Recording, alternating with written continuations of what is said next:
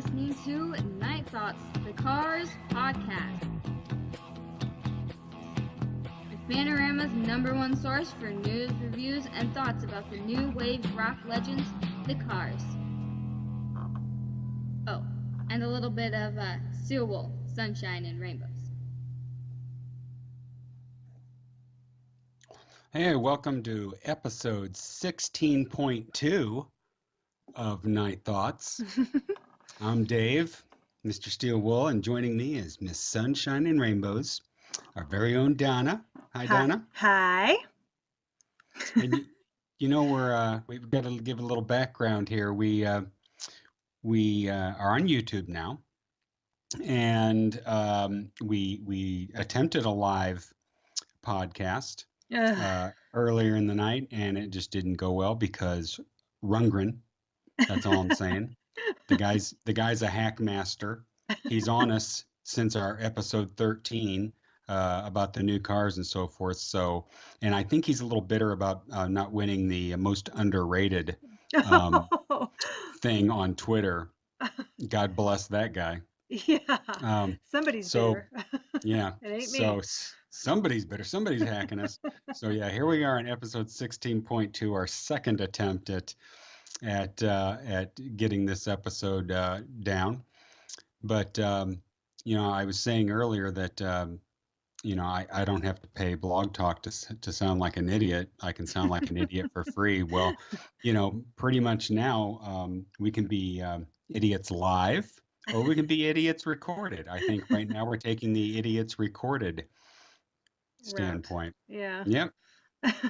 Well, It. since you brought up Rundgren, I do need to say really quick, I did take some flack for that. There are people who believe strongly that he has a lot of talent, and I did listen to some stuff after that episode that he's got some good songs outside of the Cars. He's got no business singing anything by the Cars, but outside of the Cars, he was all right. So, Yeah, well, I'm not doing the guy's talent by any means.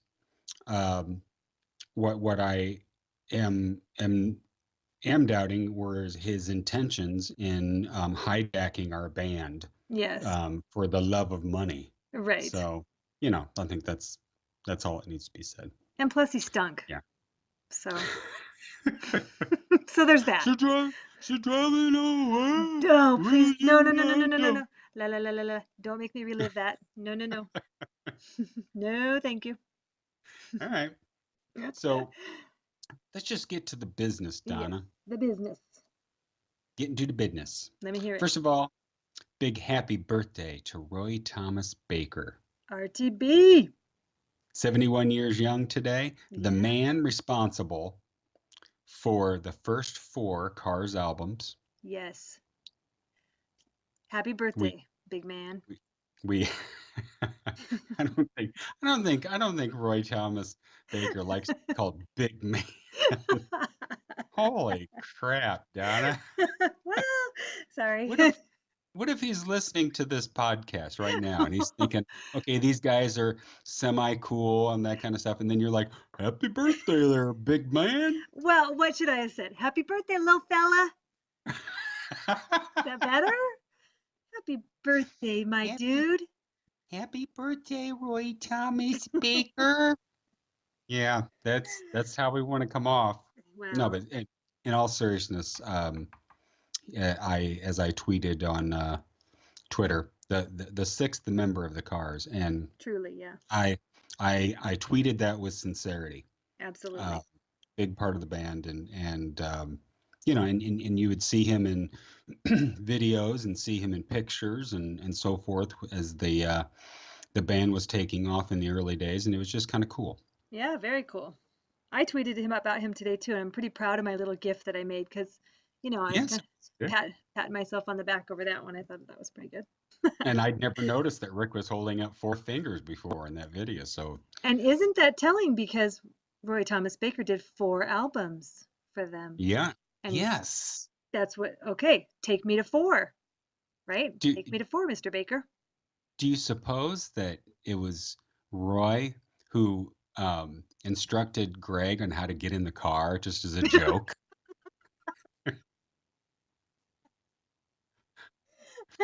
Trust me, Gregg, you're going this way. Trust me. Trust me. It's just like a regular car. I know the handle's on the other side. It's just like a regular car. Just get in. Just get in, Gregg. Go fast. We're on film here. We only have so much time. That's right. And Gregg's like, what the? Damn you, Roy. Roy. Damn. You know, David's all, I can't believe you fell for that. Have you never heard of suicide doors before? come on. Jeez, kid. Which I think the band Suicide, actually, before they became Suicide, they were the Suicide Doors. They're like, nah, too long. Let's chop it down. Maybe just the suicide? No, let's just be Suicide. Okay. People might get us confused with the Doors. Yeah. With the Doors. What the hell, man? I thought I was seeing the Doors. This is the Suicide Doors. Well, we're just as good. You know, the Doors have People Are Strange. We have our song People Are Peculiar.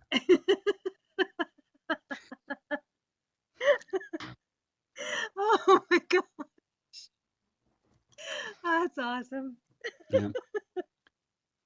So, Okay. so the other thing, Donna, that I did in the live podcast that I'm going to repeat on our episode 16.2 here is, please, for the love of God, people, stop trying to post the Roger Taylor from Queen looks like Benjamin Orr and vice versa deal on the Night Thoughts page. I just can't figure out if you see that both pictures are of Roger Taylor or not. I can't figure it out. I know. Well, which is so to me like, really? You really think that those are two different people? Those are the same person?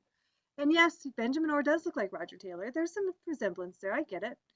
But those two pictures are of the same person. Be done. I almost feel like I need to Photoshop it before I post it.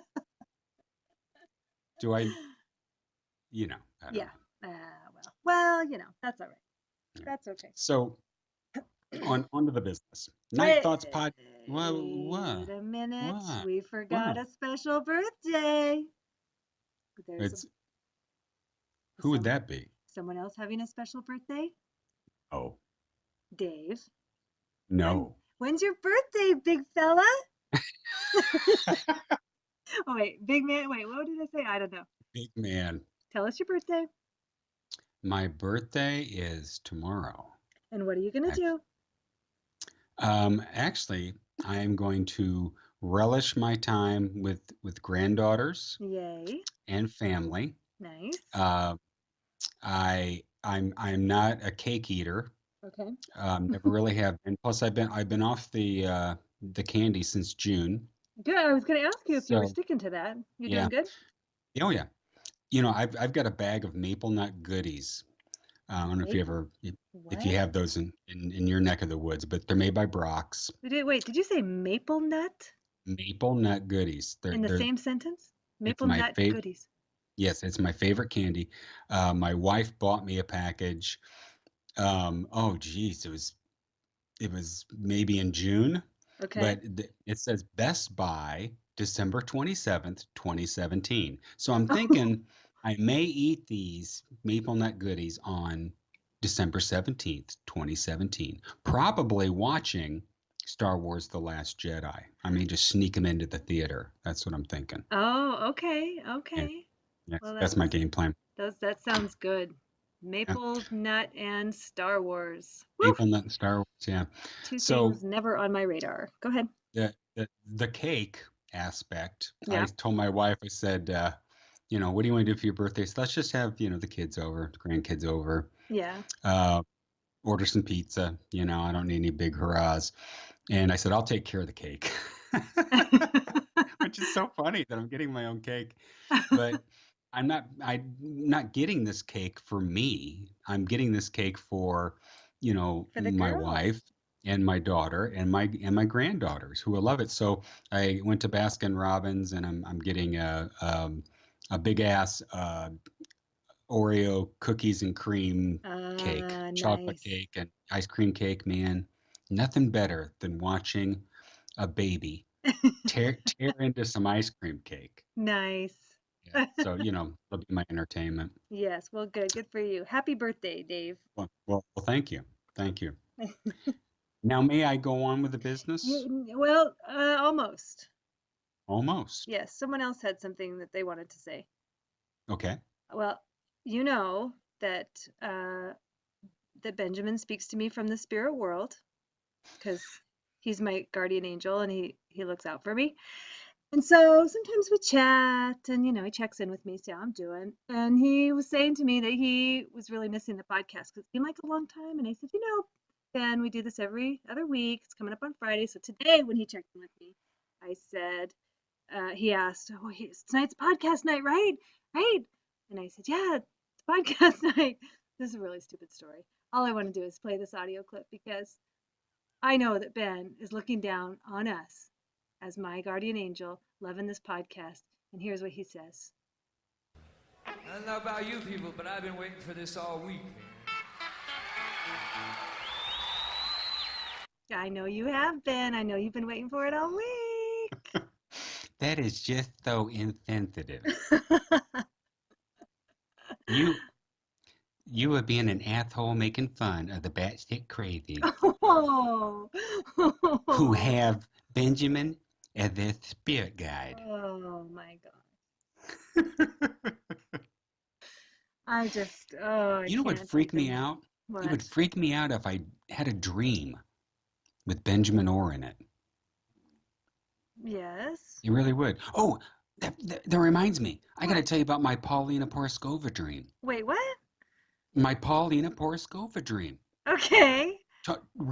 True story. Okay. You're being serious. No, I'm totally serious. Had it last night. And so here's my Paulina dream. First of all, wait. Are you being serious, Dave? no, I'm totally serious. Okay. So first of all, Rick, nowhere in sight. Okay. I'm in a house that I have never been in before. But it's my family's house. It's my house.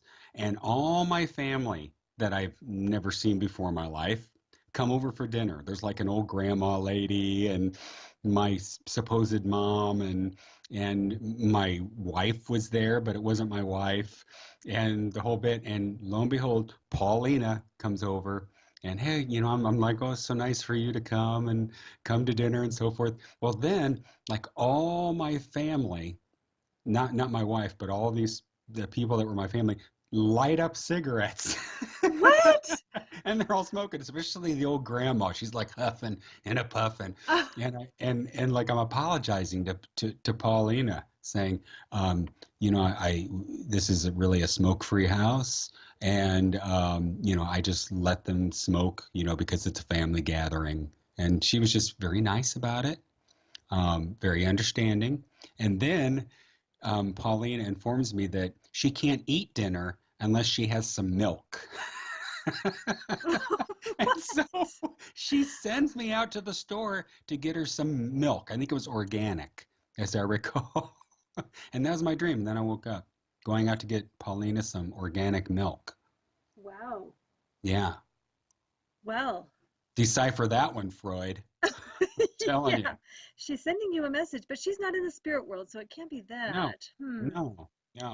It was just weird. Psychic communications. Yeah. I totally forgot. I'm glad I remembered that. I think your little Benjamin dream there kind of triggered something within me. But mine isn't a dream. That really happened. So that's the difference there. But that's okay. That's okay. Yeah. That's the difference. Yeah. All right. Right. So on with the business. Finally, you may go. Okay.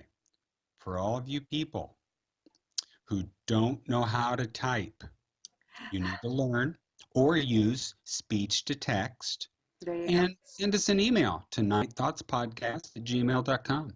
We no longer have the ability to call in because we're doing the YouTube thing. Fuck you, Blog Talk.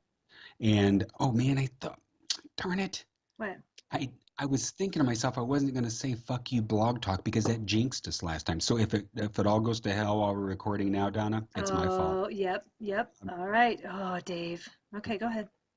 You can find merch at tpublic.com. /user/Night Thoughts. That is the official podcast way to say merchandise, by the way, is merch. That was very hip. You get podcast merch. So there we go. Very nice. Very So nice. we're ready. Episode 16.2, Backseat Rumble, Yep. talking about the rest of the cars, Elliot Easton, Gregg Hawkes, Dave Robinson, and I'm throwing in RTD Really? in there. Yep. He is the sixth member. Well, he is. So I wonder what we're going to say about it. I don't know. So, well, we already did say something about RTD. Well, we called him big man and little fella. Is that his resume? And we discussed his role in Gregg's mishap in the panorama video. So I think that's pretty good. That about covers his contribution. Yeah, it does. Yeah. Well, one thing I wanted to say before we dive into each of the guys, we're talking about their contribution to the band, the cars, and we're going to touch on some of their solo stuff. Although I agreed that we're going to do separate episodes for each of the members' solo efforts. Which I don't really think that we can do a whole thing on David, because I don't know that he did that much outside of the band, but what I was going to say is I have a quote from Benjamin, not, aside from the message that he gave me personally, but in the Plain Dealer on June 9th, 1978, he was quoted as saying, "We are actually 5 different personalities, and all 5 come out on the record. Easton, our lead guitarist, is kind of hilarious, really incredibly funny. Robinson is a typical drummer, a little subdued. Hawkes, our keyboard man, is a living cartoon. Rick can be bouncy on stage at times. You really have to know Rick." That's the end of his quote. Don't you find it interesting that he calls the Backseat Rumble guys by their last names? Yeah, and then Rick by his first name. I never noticed that before. Yeah. Interesting. Yeah, that's a teacher thing to call each other by your last names. I totally hate it. Really? Totally hate it. Yeah. Huh. You can either say Mr. So-and-so, or call people by their first name. Yeah. That's what I've always done it, but it's always like, "Hey, Curry." Yeah. I always thought that was kind of a macho thing. No, it's a teacher thing. It's a teacher I have thing. women who call me by my last name. Really? Oh yeah. That seems weird. Yeah. Well, yeah, I didn't notice that about Ben's quote before, but there it is. And so, I suppose, Rick, maybe just because they hadn't known each other as long, but, well, as we'll get into, they knew these guys before the cars that became the cars. But anyway, there's Ben's take on his bandmates. All right, so. Okay, go for it. Shall we start with Gregg Hawkes? Let's dive in with Gregg, the living cartoon. The living cartoon, yes. Gregg Hawkes. Boing! Did you know Gregg could get hit on the head by a frying pan? His head would flatten out, and then he would go, "Oh," and his head would just it'd go back to normal. Amazing. He's a living cartoon, all right. He's a living cartoon, that guy. So a little background on Gregg, yeah. And then touching on a couple of things about him. Okay. I love the first band that he was in, the Aardvarks. Okay. He played guitar in that. So says the picture. I'm not sure what any songs that they had. I don't know if they were accomplished like the Suicide Doors. I have no idea, but right. He did play on excuse me. He did play on Milkwood. He's played sax, and they misspelled his name. Did they? There. Okay. Yeah, it's spelled no E. Doesn't have any E. Oh, I see. In there at all. So he's like, "You mother puss bucket, they spelled my name wrong." Can you imagine? You get this album, "Hey Gregg, you're on it, buddy." What the hell? My name's spelled wrong, ABC Records. Yeah, so he's a part of that. He was a part of Benjamin and Rick with Richard and the Rabbits. Mm-hmm. Then he went off and did the Martin Mull thing. Mm-hmm. And he was on Cassaconor. He was on their demos when they were with Cassaconor. They recorded some demos. Yeah. So and then of course, from there on the Cars. During the time period after Shake It Up, it would be, Rick was putting out his solo album. Gregg put out a solo album, Niagara Falls, which, like I said, I don't know how oh no, I do know how I found out about this release. I had a buddy who worked in the record store in the mall. Okay. And I think it was Apple Tree Records. And so I got that cassette when it came out. Long live the cassette. And but I've since got it, on a CD because somebody digitized their album of it. So it's nice to have. And probably the most notable thing about that we can talk about is the fact that they played cuts from Niagara Falls before the concert that I saw in '84 in Alpine Valley, Wisconsin. Nice. Which is in the neck of the woods of our buddy Kurt. And beyond that, there was a movie called Anna that came out in '87 that Paulina, whom I've dreamt and dreamt about and gotten milk for, Paulina Porskova and Sally Kirkland, that came out in '87. And Gregg is credited with the composition of the soundtrack and of playing other pieces. Nice. It's kind of an interesting thing, and I have no idea where I got this bootleg copy of the Anna soundtrack. I think from the same guy that I got the Niagara Falls from, because it's the exact same brand of CD, so it must have been. But it has 19 different cuts on it, and it has your basic titles, stuff that you can that corresponds with the film. Like, there's one cut, the third cut on here is Late for Work. I'm guessing this music is being played while someone is late for work. That would be Sally Kirkland, by the way. And Igloos is another one. I have no idea. I can't remember that one. But like I said earlier, oh gosh, here's one that says cockroach music. Oh, I forgot about that. Interesting. So hear that anyway, clip. I saw this movie long ago. I don't even know if I finished it or not, but and I did look it up. That Sally Kirkland did get an Oscar nomination. Oh, nice. For Best Actress on this, but it's not available on DVD as far as I can find. Okay. But it is available on Amazon Prime, and I've got that baby purchased for $3.99. Nice. And I'm gonna take a look at it again just to listen to Gregg's music and enjoy the show, because it was a pretty good movie, as I recall. All right. Well, there you go. Yep. Now, to my main thing I wanted to talk about with Gregg. Okay. Back in '97, and once again, I have no idea how I got word of this. It was probably through Frozen Fire email list. Gregg was involved with a band called Fierce Tibetan Gods. Okay. And I find this highly interesting because probably your average Cars fan isn't even aware of Fierce Tibetan Gods. I don't know how it came about, but they put out 3 albums. Gregg was involved with all 3. In '97, they put out Dreams of Earth and Sky, and Gregg just is a supporting player on that, no vocals or anything. Okay. And then in 2003, this was the biggie. Forbidden Frequencies came out. Okay. And this album blew me away when it came out, only because Gregg does all the vocals on it.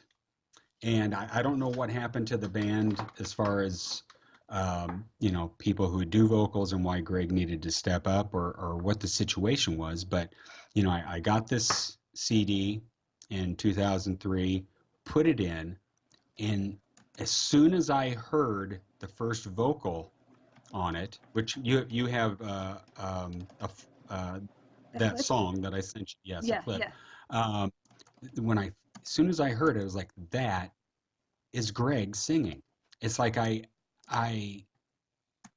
kind of connected the dots of that background vocals in the Cars with this vocal that I was hearing on this Fierce Tibetan Gods. I was like, holy crap, he's really a good singer. I mean, I really enjoyed it. He's awesome throughout the album. So if you could, Donna, could you play that clip? Yeah, I sure will. And I wanted to say I had never heard of them until you brought it up. And then so you mentioned the name to me, but then I didn't look into it at all or anything. And then Yeah. when you sent me this clip to cut for you, that was the first thing. Like I played it through and I was clipping it to just get a sample for the show. And then I was like, as I was listening, I'm thinking, is that Gregg? Yeah. It's That, it's pretty cool. yeah, it blew me This away. the song that I sent to you is called "Look to the Sky." Okay, so I have my clip's about a minute long, I think, here. So, okay, here we go.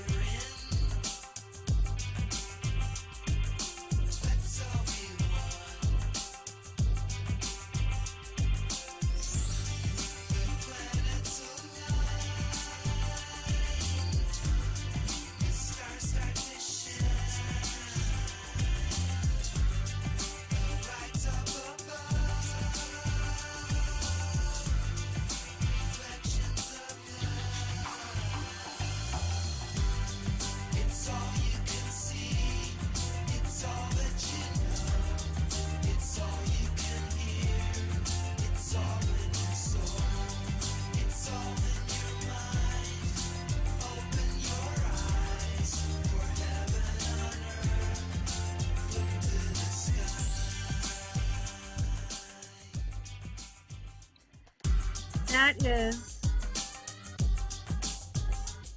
Pretty interesting, isn't it? yeah, I was really quite surprised. I was really blown away.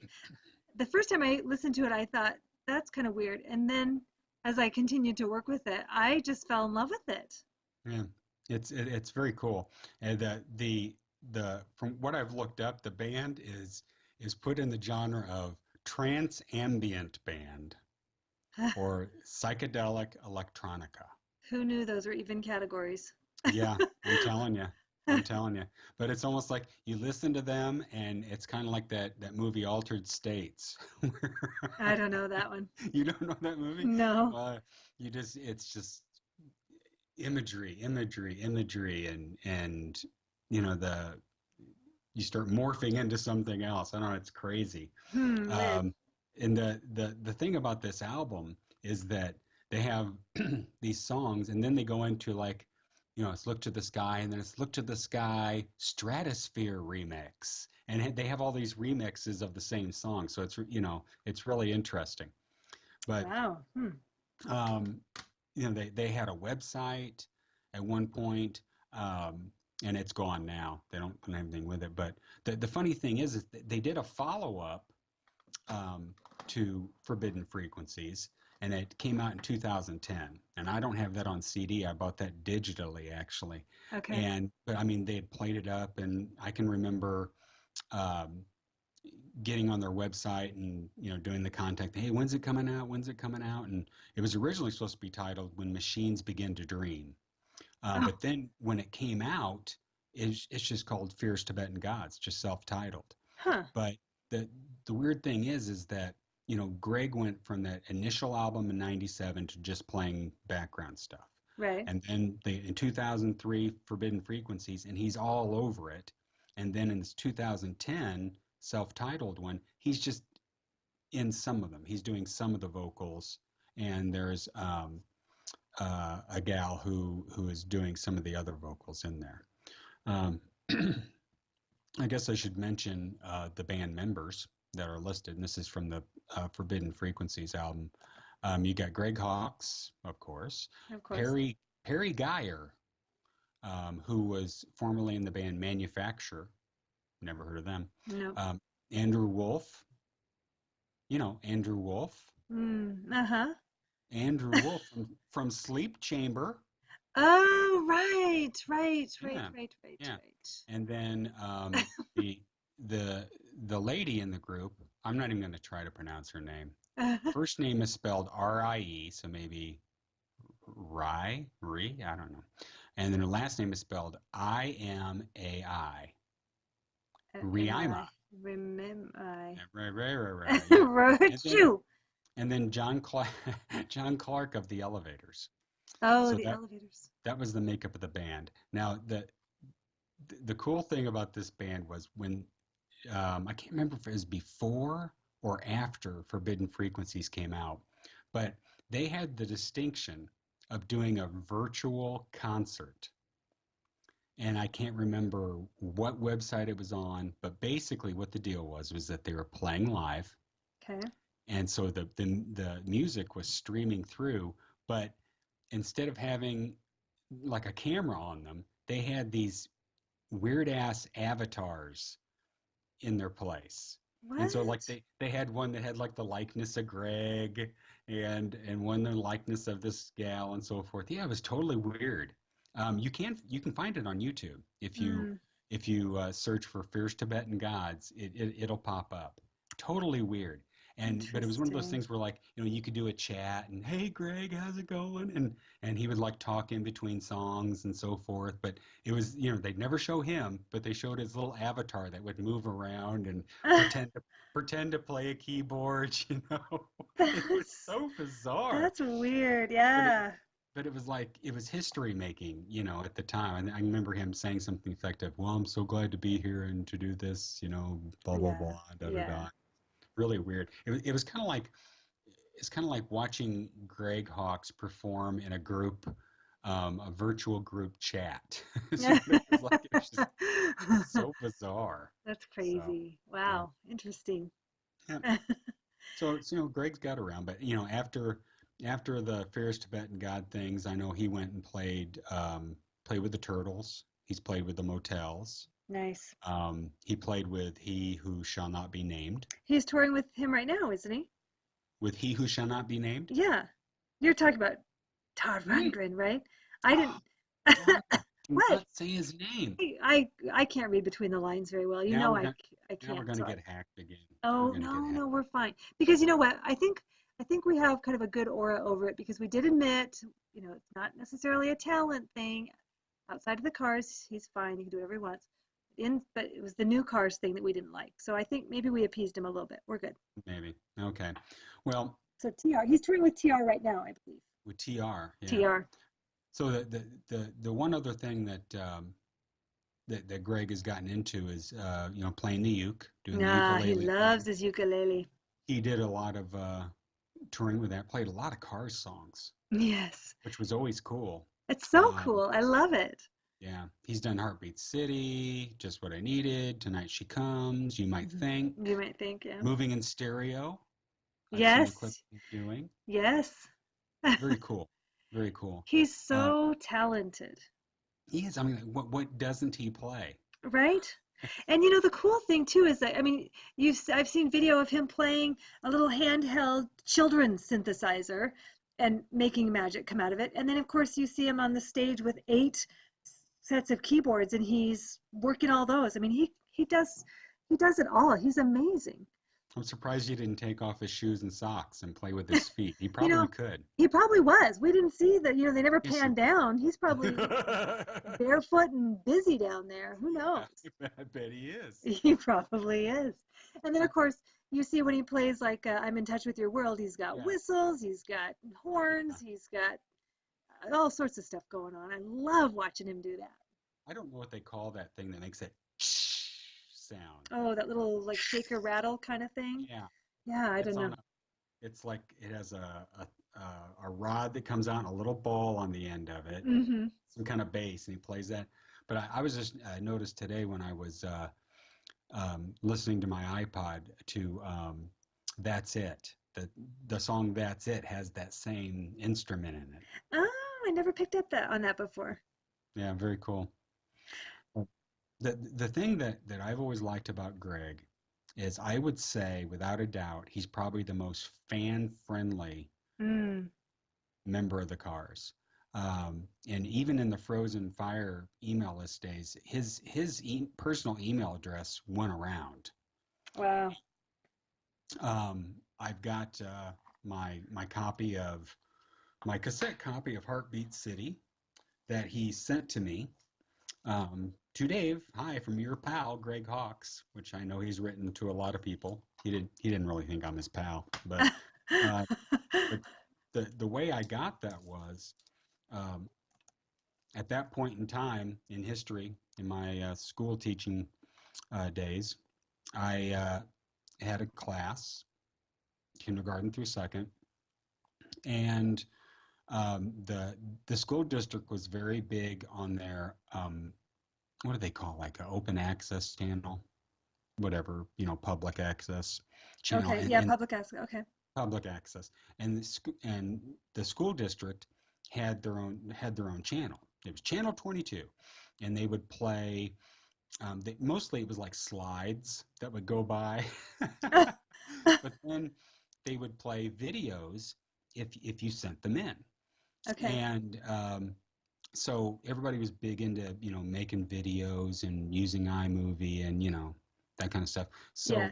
I had done this magic show with my class. We called it was the magnetic magic show. So every trick used magnets. It was an extension project, and I had filmed it.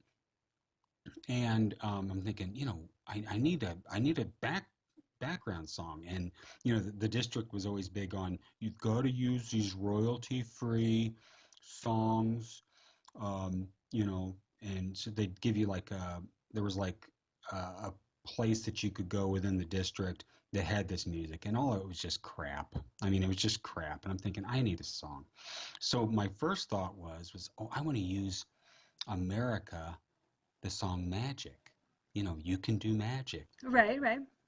And so I actually contacted the group America or their management or whatever and asked them, hey, could I use the song for my video? Because the school district would make you get a release if you're going to use any kind of copyrighted music. And they said, of course you can use it. And then it went on to say that I would be paying $5,000 for the use of the song. I'm like, dude, this is a school. This is public access. So, that was out. So then my second thought was, okay, I know Gregg Hawkes, Niagara Falls. There was a song on here called Ants in Your Pants. And I thought it kind of fit with the visuals that I had in this video. So with Gregg's email address floating around, I emailed Gregg and I sent him, the raw cut of my video, and saying, hey, could I use Ants in Your Pants for this? And he emailed me back and said, you can use any of my music that you like. And I was like, wow, what a nice guy. And then I said, well, there's one other thing. I need a release to use it for my school district. So he sent another email to me. I wish I would have saved it because it was so simple, and yet I mean, he got that the school district was just on my ass about this, but it basically said, this is Gregg Hawkes. Dave has permission to use any of my music that he wants for his class videos, something to that extent.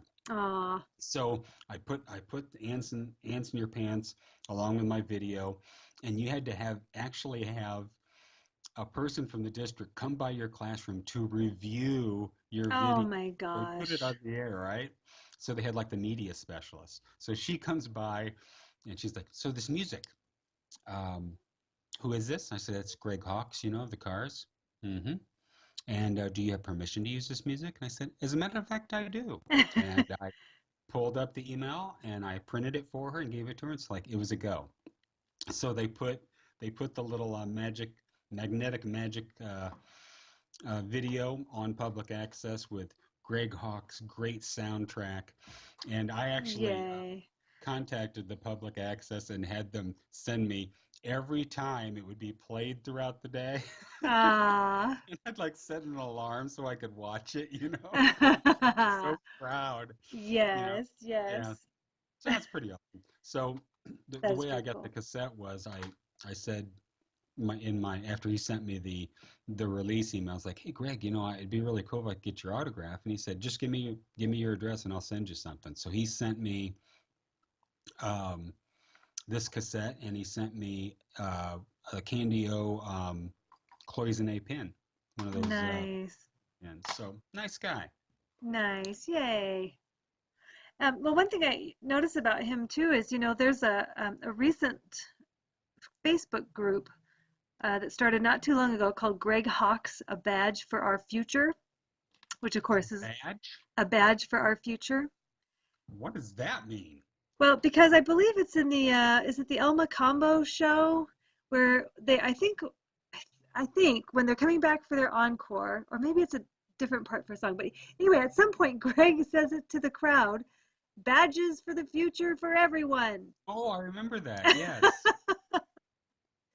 So this group is cleverly called A Badge for Our Future. But what I was going to say about it is Greg and his wife Elaine are both in the group and interact quite regularly. Greg has posted pictures in there. They comment on people's posts, and they're so when you say fan friendly, for sure, Yeah. absolutely. I believe Elaine is a member of our Night Thoughts page, is she not? I don't know. I hope so. Wouldn't that be nice? I know she's a member of the Cars group, and she's That's it. She's a member of the liked Cars our she's liked our podcast post in the Cars group, but I don't think I've seen her in the Night Thoughts group. Maybe if she's listening, she'll come join us at Night Thoughts, the Cars podcast on Facebook. Yeah, maybe so. Well, Maybe. if by chance if she is listening, thank you. Yes, thank you. Yeah, and I think, Greg, the other thing I feel that is so great about him is that he shows up a lot of places. Like he shows up on children's programs, doing, here's how we play the synthesizer, here's how I make my music kind of thing. He's on the Aquabats on stage. I've seen a video of that. What's the name of that kids show that the Devo guy had? Yo Gabba, Yo Gabba, Gabba Yo Gabba Gabba, Gabba? something like that. Yeah, he was on that. Yes. And Yeah. he played just what I needed with his uke. Oh, did he with his uke? I think he's been Yes. on there more than once because I saw him doing some little thing with a little keyboard, I think, and he was like, "This is how," or maybe it was the ukulele. This is how I make music or something. And then of course he was in. There's a video for a cover of Dangerous Type by a band called Letters to Cleo, which I love, and he's in that. And there are other videos out there where bands will cover their song, and here's Greg on keys, just hey guys, he just shows up and does it. He was worked with Paul McCartney. Yes. On God, what song was that? I don't know. I remember his Dirt. The name of the album is Flowers in the Dirt or something or other. But I can't remember the name of the song. But yeah, that was a big deal. I remember he has a picture that he posts now and again, him and Paul McCartney, which must have been a big deal for him. Oh my gosh. Just imagine. But I can't remember now if I mentioned his Beatles uke CD that he put out. No, you didn't mention that, and I forgot. When you said about the uke, I was gonna bring that up too. Which is a very, very, very nice album. Yeah. The cool thing about that album is he plays everything on it. So he just played the different tones of ukulele, for lack of a better way to put it, and then layered them all together. So it's pretty great. Yep. Yeah. He has a video for Eleanor Rigby that you can find on YouTube. Ooh, I'll have to find that and post it. It's pretty interesting. It's Greg being cartoonish. He's a living cartoon. Yes. Well, do you want to talk a little bit about specifically his Cars contributions? Lots of good keyboards. Amazing. And percussion. well, let's face it. I've said before that his keys were what originally brought me to the Cars. Right. It was that sound. It was new. Yeah. Well, and it's interesting because, okay, so I'm going to go back just kind of to the beginning of his interaction with the Cars because, you have Captain Swing before that, and Danny Lewis, I believe, is who we discovered was playing the keyboard and piano at that point, which is great, and he did a great job, and I love Captain Swing, no doubt about it. But when you move into songs where that became the Cars, and Gregg now taking over that part of the music, the sound is so distinct. His sound that he brought to those songs is amazing. And for me, the Cars they're rock and they're new wave, right? They were sort of this bridge between those two genres and really helped create the new wave genre. It's the keyboards that make all the difference. It's the synthesizer that makes all the difference because they've got a lot of rock and guitar. They got great drums in there. That bass just is, how I feel about the bass. And so, but then and there were other bands at the time that were using keyboards. I mean, you listen to REO Speedwagon and, that's just went off my head because they have one extremely long, annoying keyboard solo but they didn't sound like Gregg. You know what I mean? There were other bands that were using the synthesizer, but they didn't have that unique, shiny, popish, but still could be rock, minimalistic, but it's just exactly what every song needed. Gregg just gave it to the Cars. I mean, he was perfect. He's so great. I can remember I can't remember the name of the album now. I have it. There was an album that Rick did with what's his name from the Suicide Doors. Alan Vega. Yeah, Alan Vega. Oh, get your tickets. Okay. Is the name of the album, and a lot of spoken word, musical stuff.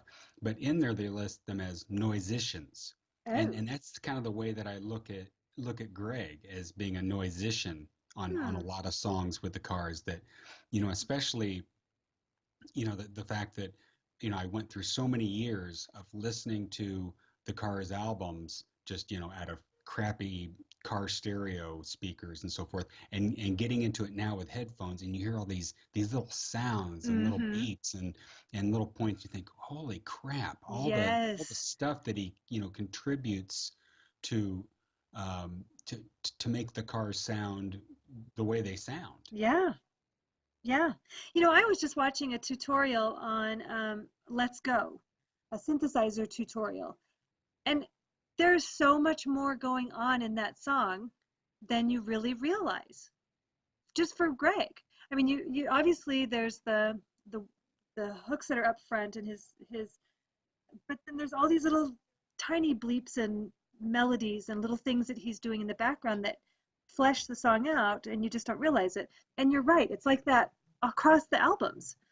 These remasters are great for being able to hear all of that action going on. Yeah. It's awesome. But isn't it interesting to think, though, that when these albums were originally put out, that I'll say a majority of the people listened to them on devices that didn't allow them to fully experience what was going on in the songs. And now, as we've grown technologically, that we can appreciate it now and we can hear it now, and it's like what's old is new, right? And then you've got these remasters that come out, and it just amplifies it even more. It's just incredible. Yeah. Well, even Rick said that in that one interview, that when they were going back and listening to all this stuff, getting ready to do the remasters, and that quote about him saying about Ben's bass, just like, wow, that sounds really good, Yeah. Even for him who lived it, going back and really appreciating the sound that they were able to get. It's amazing. Yeah. My Desert Island song, of course, is Bye Bye Love. And Gregg's, and it's got to be one of my favorite synthesizer things by Gregg. The keyboard sounds just I'm half speechless. I'm sounding like my mic's cutting out, I'm sure, because I can't think of the right words. I know, I sound like an idiot. This is the free idiot. A recorded idiot. Yeah, that's right. This is the free idiot section that you get. Because I am constantly still, after absorbing this song for so long, I am still blown away by how absolutely perfect his part is in that song. It's just perfect. I'm going to have to obsess on it again tonight because I just love it. But he's like that. I mean, and even, okay, so you get into Heartbeat City album, which is so synthesized, so to speak. I mean, so much. And I just don't like that near as much as I like, his role on the first 3 albums. Because you get, like, Shake It Up and then especially Heartbeat City. It's all too, it's not the same. It's not the same for me. Yeah, I can understand where you're coming from. And the other thing I've always wondered is, I wonder why Roy Thomas Baker didn't continue on with Heartbeat City with them. Yeah. I wonder if it had to be a scheduling conflict or something. But well, that over synthesized sound is Mutt. Yeah, Mutt Lang. We talked about Mutt, who's the guy who's dumb enough to cheat on Shania Twain. Right, and who insists on being called Robert John Mutt Lang. Robert John Mutt Lang. Mutt. Which, and of course, he is amazing in his own right, and he's worked on a ton of great stuff. But yeah, I agree. And there was an interview with Elliot where he was asked that, and I think he just kind of said, we just wanted to try something different. There was a break between Shake It Up and Heartbeat City. There's a few years in there, and so I think, I don't know, maybe the momentum didn't keep carrying it forward. I wonder be curious to see how different Heartbeat City would sounded with RTB back in the chair, huh? Yeah, no kidding. Yeah. So I don't know. The synthesizer was not the first thing that attracted me to the Cars, as we know, but boy, and we could say this with all 5 of the guys, really, with, every single one of their unique contributions was necessary to make the Cars who they were. But boy, Gregg he was, what is George in the group, he calls him the secret sauce.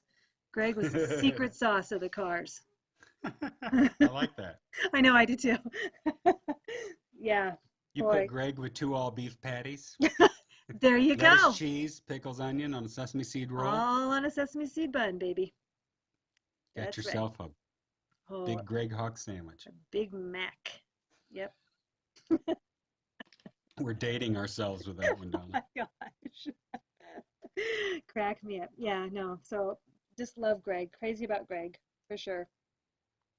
All right, so let's go on to where do you want to go, to David, or do you want to go to Elliot? Well, Elliot is pretty big. It doesn't matter to me. You choose. He's a big fella? Big fella, is he? Big man? Big fella? Big man? Little guy? Let's go to Dave. Let's just say about Dave. His beard. That's all we need to say. Dave's beard. Jolly old Saint Nick. You know what? A couple weeks he'll be starting his mall Santa job. Ooh, coming up. Clear your calendar, people. There you go. Take the kids. Wouldn't that be awesome? Oh my gosh. Why does Santa have drumsticks, Mommy? Better to whack you on the head with, kid. I don't Move know. along. I don't know. Go ahead. Well, first and foremost with David, I think he's a fantastic drummer. Wait. What? Sorry, I have to go back. I forgot to say this. Gregg, with the Cars. Yeah. He's the only other person who has gotten a songwriting credit on the Cars albums besides Rick. I'm not saying. True. Yes, he has a credit. Do you know which he has 4 of them. Do you know what they are? Okay, let's see if I can guess them. Okay. I know it's Moving in Stereo is one. Yep. Um, I oh man, I know Oh, it's not the night. yes. So there's two. Yep. Um, I'm thinking Shake It Up album. I know there's one on there. Mm-mm-mm-mm. No, he didn't have one on Shake It Up. I don't know what. Yes, it is on. This might be on the Shake It Up album. I don't know. I just know the song names. Okay, so I just I'm know that going. that all of the songs he has a credit on are sung by Ben. Okay, that helps me. Okay. Um, So I'm moving in going. stereo. I'm It's going not to the go night. with This Could Be Love. Yes. Oh man, I'm 3 for 3. I know. You got So one more. last one. Gotta think. Gotta think. Den Harvey City. Oh, is Don't it? don't Google it. I'm not Googling it. I think. Oh man, Lust for Kicks. Nope. Crap. Hey, What is it? 75%. That's great. The other one was Go Away. Oh. Yep, true. This Could Be Love. It's not the night. Go Away. Moving in stereo. All right. And of course, as we know too, in Rick's solo stuff, Gregg was with him a lot, and worked with him a lot on Rick's solo stuff too. So those are little tidbits I wanted to throw out about Gregg when we were talking about him. All right. Okay, so So back to Dave. what was I saying? Oh, the thing about David, he's a fantastic drummer. Yes. I've always loved his drumming, and probably in the early stuff, Let's Go.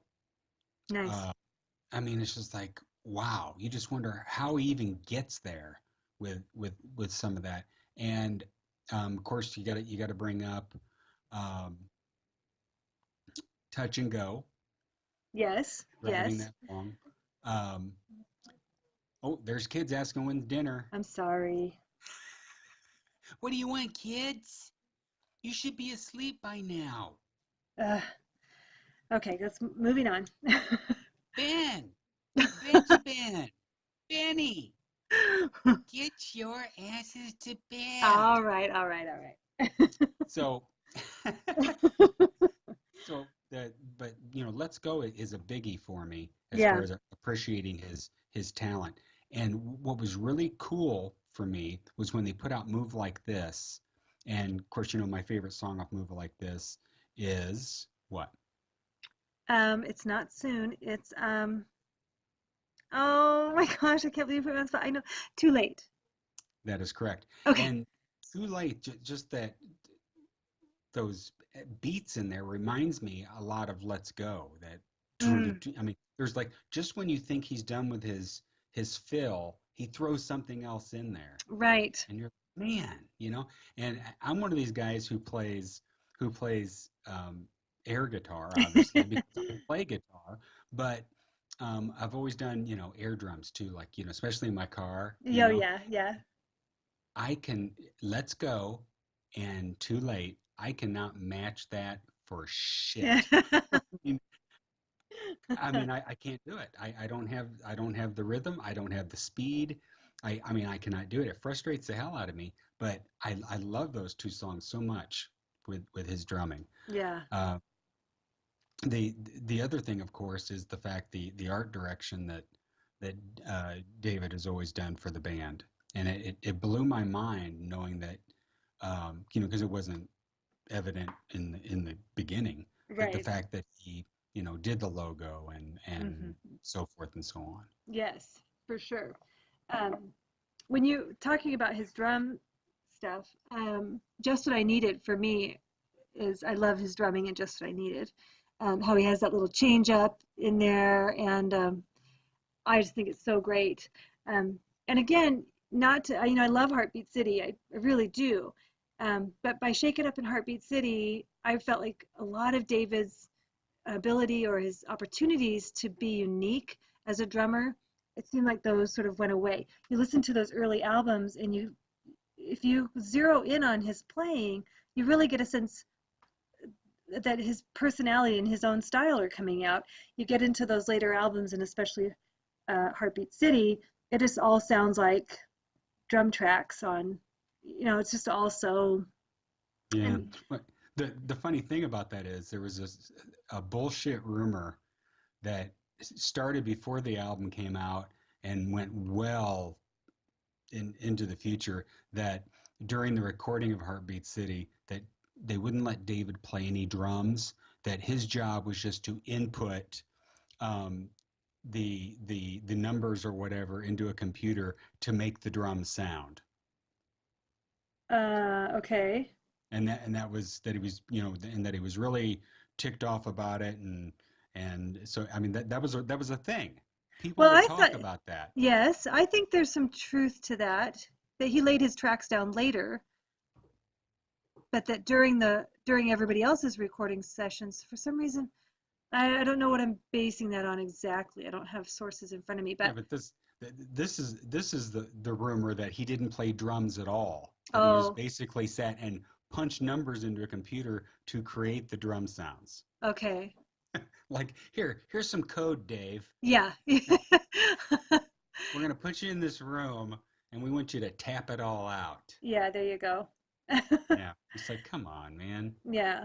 So maybe there's a little, yeah, something, but you definitely can tell that, at least I don't know if you can, it's fair to say you can tell. I feel like he was a little stifled in those later years, or just didn't have the same opportunities, or didn't maybe take the same opportunities. I don't know how that all shook out to really add his own unique style to the songs. Because like I said, Just What I Needed, you listen to those early albums, and I think too, one of the things about Roy Thomas Baker's production over Mutt Lange and then even Rick on the last album, you can hear the imperfections in those recordings. Like, I wish I could think of what the example is, but I listen to him in the headphones a lot, especially when I'm running.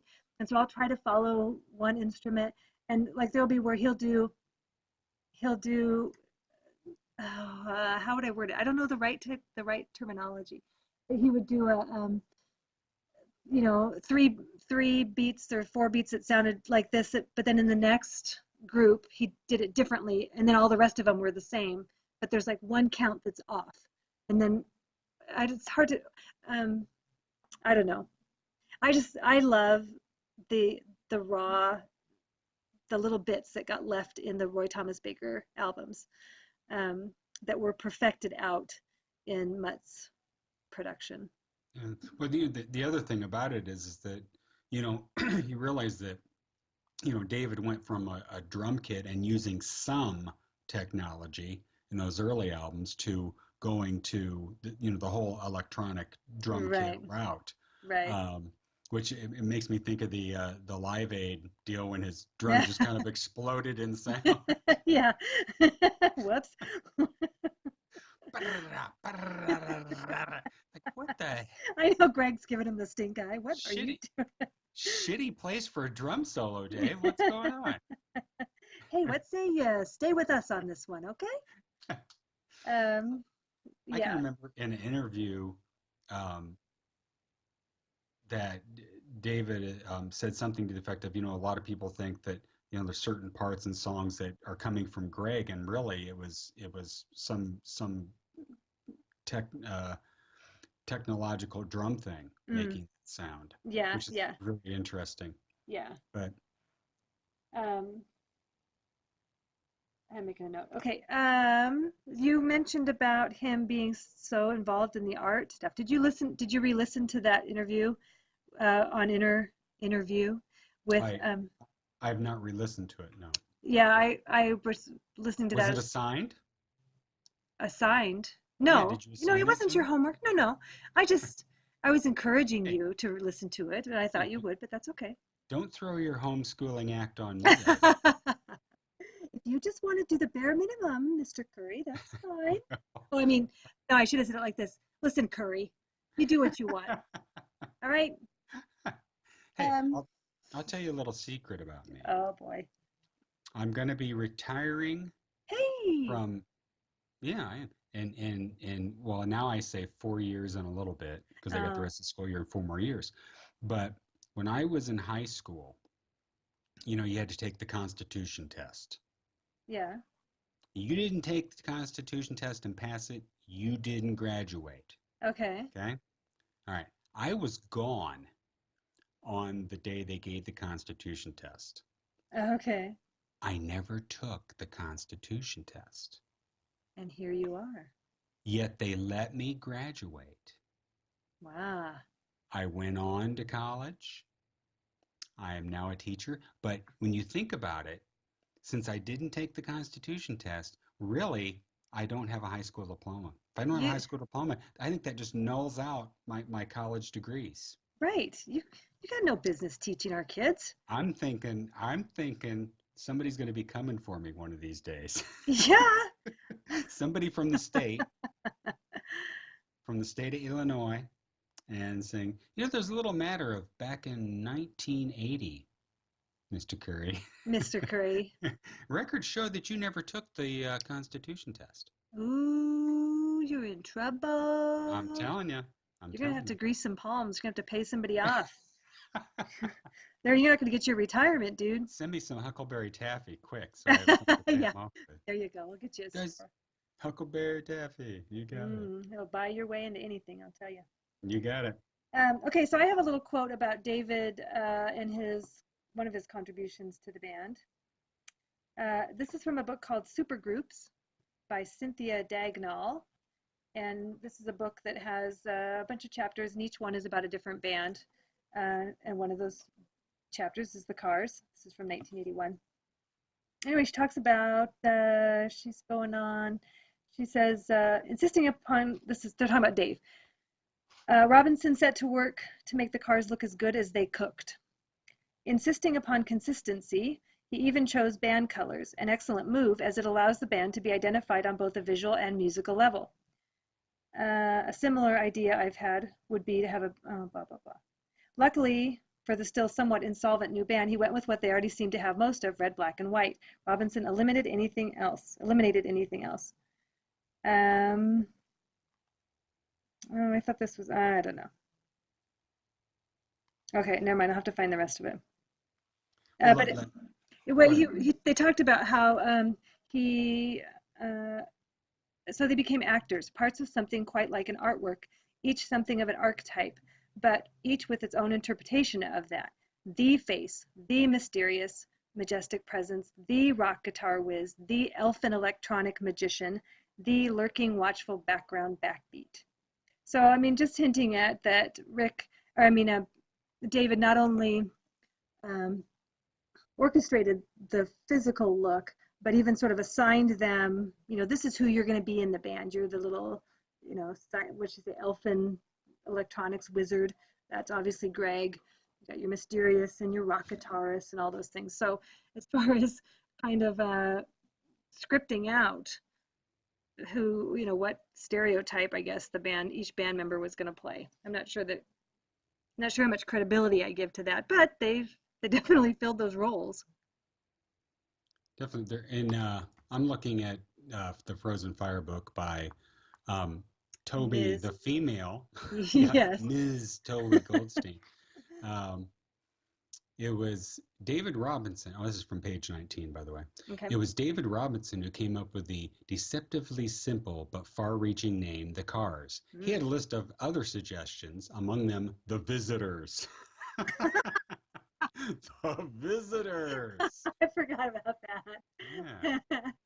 Yeah. And it goes on to say, though without formal artistic training, Robinson has from the beginning taken it upon himself to offer design concepts for the Cars. He's played a significant role in designing every album cover except the first, and we know he got hosed on that because the inner sleeve was his design and they didn't go with it. Yep. As Elliot says, they decided to go with the girl with a maw of a mouth. Yeah, exactly.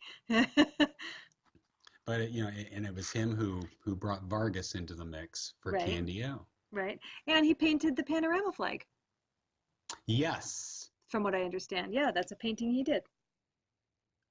It says, I used to make signs, he remembered. I'd go get signs saying things like, here's the new Chevy Corvette, and I get them for free.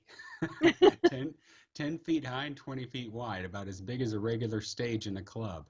I'd paste them on a big sheet of plastic. We'd take them to gigs rolled up, and when they'd get wrecked, we'd throw them away. A backdrop for $10. Guy's ingenious. Yeah, very resourceful. Why they picked the Cars. Yep. Well, and then later, so in that interview that that you did not re-listen to in preparation for the show, he was saying that he was really involved in the set design too, in the stage design for their concerts and stuff. He was all up in the middle of that. So he really contributed so much. What are you smacking? Are My you hand. with a ruler? Yeah. Harder. Oh, what? I just felt like my hand had been slapped. That's all. Hey, it was your choice, Mr. Curry. Did you hear that? Was I thinking out loud? I'm sorry. Go ahead. So yes, David contributed quite a bit. Quite a bit. They were definitely getting more than a drummer when they took David. And did you read too? Where was that? I think read in a couple places that he was at kind of the end of his rope in the sense of, he was thinking maybe I should get a real job. This drumming thing, isn't really panning out like he thought. So then when they invited him to be in the Cars, that, kind of his thought, or what he has said in interviews, was that was going to be his last band. That was kind of his last try. And if this didn't work out, he was going to go get a real job. So, wow. Phew. And what was the name of the band that he was in? DMZ? Modern Lovers? Modern Lovers, yeah. And, so he had some success with Modern Lovers, but... Yeah. But he was just feeling like, this isn't really working for me. Yeah. And so then he got in the Cars, and then, it must have just been in that interview that the Cars official posted today. Did you watch that? I have not watched that yet. Oh, I see. Well, okay, Mr. Curry. But he says in that too that the first time that they played together, he knew it was going to be, he knew they were good. I mean, they just knew. And so that was kind of cool. Are you okay? Did I scold you too much? Okay. I just don't know if you're crying silently to yourself because you didn't adequately prepare, which is fine. All right, I'm just teasing. I'll lay off you. Okay, so in that interview, he talks about, he did do a few things outside of the Cars. He played drums for a couple of different things, and one of them was this movie called Chapter X, I guess. Ah, yes. Where he played these drums for this sort of African sounding thing, which is quite unique and different. So I have a clip of that, if we should maybe play that. Yes, go for it. I did listen to that, by the way. I love it.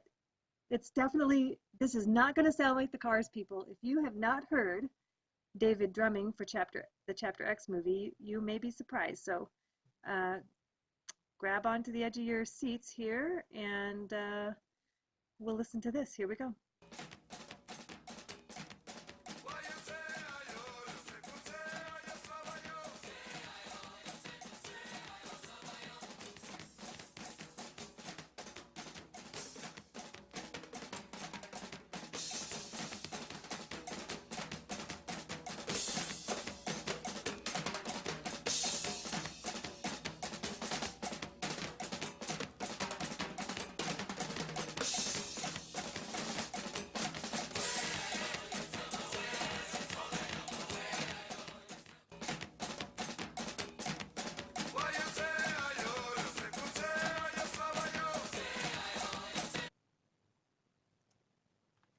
All right. What did you think of that?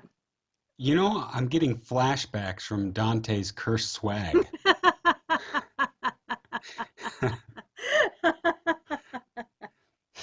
That's some crazy stuff, isn't it? I'm looking around the room to see if any slime's coming out of my walls.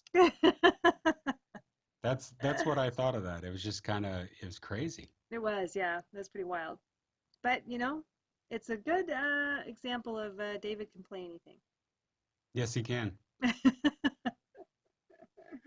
Imagine Dave playing that in a mall somewhere in a Santa suit. A Santa suit. Go up there. Go up there, see Santa. I don't want to. It just makes me think of the Christmas movie with You Shoot Your Eye Out. Yeah. Kids A are, Christmas Story. yeah, going up there to see Santa. Well, okay, so, getting him to the present day, I think we talked about this on a podcast not too long ago, that after the Cars broke up, he pretty much sold all of his drums and he sold everything and didn't pick up the drums again. I mean, he went on to own a restaurant at some point. I think he makes jewelry now, right? He has Yeah. some He had kind an of antique shop at antique one shop. point too. Yeah. He just kind of, I mean, which makes sense if you think about his statement before the Cars of, well, if this doesn't work out, I'm gonna just get a real job. Well, okay, when it got to the point where the Cars didn't work out anymore, well, he went off and got a real job. And so he had to go back and relearn everything when Move Like This came out. And then I'm curious as to if he's kept playing it all since then, but I wouldn't be surprised if he hadn't. No, but fingers crossed, he will play again. Yes. Vote, people. Promote the vote. Vote for the Rock and Roll Hall of Fame. And now, of course, like we've seen, he's got the Papa Claus look going on. But I'll tell you, boy, what a good-looking guy. Truly. And he's aged great. He looks great. Beard and all. Yeah, he does. He really does. He's a handsome fella. I'm shaking my head, yes. Is that a nod? I am in agreement, yes. I wish I had the Let's Go clip to say that we agree, but. We lost that with Blog Talk, man. Yes, well, we'll get there again. So yeah. You have more on David, Mr. David Robinson? No. Okay. Well, I I'm will. good. There is a fan page out there for Gregg on Facebook. For David on Facebook. It is called David Robinson, the drummer. And go find it and like it. Great little page. Yeah. And David is on Facebook, but he'll never accept your friend request. It just sits there forever, man. And isn't it such a little delight though when you see posts somewhere here or there and all of a sudden there's one of his little snarky comments. Snarky comments to the big salad, yeah. Yes, oh, I love when he puts the big salad in its place. That's awesome. It's like, go Dave. Oh, yeah. Okay, what's up next? Well, let's go to Elliot. Oh, Elliot is next, isn't he? Elliot Easton. Elliot Steinberg. Elliot Steinberg. Of course, the lead guitar player in the Cars. And you talk about Gregg being really fan friendly. Elliot's out there a lot too. As far as you can find a ton of interviews by him in print and in audio, and there's videos of him doing a lot of stuff. He's really involved in rock and roll, the fantasy camps. He's done that quite a bit. He's out there, and of course now he's in the Empty Hearts, and they're working on a new album, and they'll be hopefully touring next year. So he's busy, and he's got a lot going on too. You know what that makes me think? I did a post today on the Night Thoughts page about how rock and roll bands, when they put out Christmas albums, it rubs me the wrong way. Oh, yes. And the Empty Hearts are putting out a Christmas album. Yes. There wasn't a shout out towards them or anything, but a lot of people were chiming in positively, that they liked certain bands' Christmas albums, and it's not. And I figured out from reading those. Hey, Donna, did you know I can hear you typing? Can you? Go ahead. There we go, folks. That's what kind of quality show we have here. I say things like, Donna, did you know we can hear you typing? Oh, yeah, really? Okay. No problem. Donna, did you know I can hear you stirring pots and pans? Oh, really? Okay. Hey, this is real life here, but it's like the time when we were podcasting and you posted on Twitter, she thinks I'm listening to her right now. Okay. That's true. Touche, Mr. Touche. Curry. So, but anyway, Yes. a lot of people, are chiming in positively about this. One person said Billy Idol's is really good and so forth. I'm not against the Christmas album per se. I mean, because it's just the type of, it's the rock and roll Christmas albums. I just can't get into them. Meh. Trust me. You know one of my favorite Christmas albums is? What? Barry Manilow Christmas. Oh, Barry fucking Manilow. wow. Okay? Love that album. Okay. But there's a difference between that with his genre of music and hearing somebody, shredding Jingle Bells, Well, yeah. it just rubs me the wrong way. And the other point that I made, and I guess I could attribute this to the Empty Hearts, which is when they put out this Christmas album, my thought is, why aren't you just putting out new material? It's like it's a cop out to me. It's like putting something out there. Were they all, feeling it so much that, as an artist, I really, really need to put out an album of Christmas tunes? Well, or is okay. it something that's easy to do? No. Listen, the Empty Hearts, they put one out last year, too. But it was just a little album. No. It was, and I don't think they're doing a whole album this year, are they? It's not a whole album. I think it's going to be like they did last year. They had 2 songs. It's Christmas Time and Joyful Noise. That's what they were. And they put those out last year. I think it's just fun. Come on, Dave. Come on. I can't get into it. Well, I'm not saying I can get into it either, but here's what I love. I love Billy Squier's Christmas song. Christmas is a time to say I love you. But there's a difference between an artist putting out one song and just having it out there. Like one of my wife hates it, but I love that Paul McCartney, simply having a wonderful Christmas time. But there's a difference between that. I love the keyboards at the beginning. Chang, chang, chang, chang, chang, chang, chang, chang, chang, chang, chang, chang, chang, chang.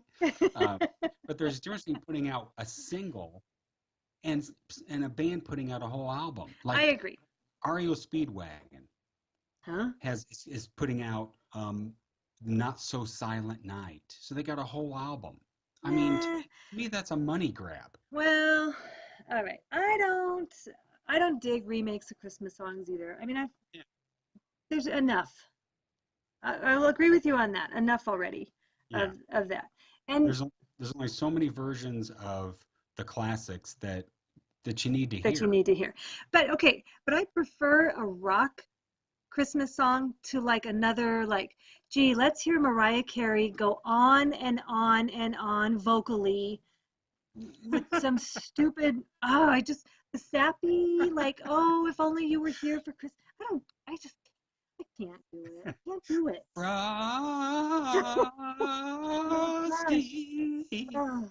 run, babe, run. Yeah. I just can't do and the Celine Dion and they gotta just drag it out. Yes, you're showboating. We know you have great vocals. Celine Dion, she's the greatest singer in the world. Oh, I'm sure she is. Just be done. Have you ever seen Celine Dion do You Shook Me All Night Long by AC? No, she did my God. not. It is so fucking bad. No, she did not. Yeah, I'm serious. She was a fast machine. She kept a Yes. It's got to be on YouTube. I've just made a note. I'm checking that out. It is so ridiculous. It is so ridiculous. Now we're totally getting off on a tangent, but this is the last one. You know who did an awesome AC/DC cover? Joan Jett. Dirty Deeds. Oh, yes. That rocks. Yeah. That rocks. I can argue about her being in the Rock and Roll Hall of Fame. I'm not sure that she should be in there, but I'll tell you that version of that song, that rocks. Okay, Joan Jett, Little Drummer Boy, which she put on her album that had I Love Rock and Roll as like the last cut. Yes. To me, that's an okay thing. Whole album of Christmas music, nah, sorry. And if you can change it up enough to make it different, and I'm not talking about changing it up by going on and on with your vocals. I'm not talking about that. Change it up, make it rockin'. Oh yeah, I can do that. We agree to disagree on that one. All right, well, I'll send you, I know what I'm sending you for Christmas. Devo Christmas. I'm sending you a whole CD of Christmas songs, my friend. It's Christmas time. What? It's Christmas time. What? I'm so happy. Oh my gosh. All right. How did we get off on it? Elliot Easton is what we're talking about here, Yeah, friends. Let's talk we about. got off on the tangent because of the Empty Hearts putting out Christmas music. Yeah, well, That's I'm all right with that. Okay, so Elliot. Elliot, I gotta go chronological because that's how I am. Elliot picked up the guitar at age 3. So here's the thing. This was hard for me to pare down information about Elliot because Are you going to go through over his birth records? When did he walk? his parents were so and so and so and so. And his first diaper contained meconium. Okay, no. But they all do. In your point, I'm just saying he's a normal guy. I'm saying that stuff is some vicious crap. That's all I'm Literally. saying. It's like the Blob. Okay, we must not It all digress. I'm sorry, I didn't mean to get into that one. Okay. But wait, I've got to say something now that we're No, on the topic. Dave, no. You Go know that ahead. first diaper change after you start the baby food? Holy Oh, shit. yes. No pun intended. That's It's like, child, the stench. come on. Oh, that's And why. it's always a blowout. Oh, yeah. It's like, how do you get shit up your back? Oh my gosh, And right? you got this cute little baby, and they're doing their legs and smiling at you, and you're going, how am I gonna clean the shit off this baby's back? That's time, people. It's just me. What am I gonna do? Oh my goodness.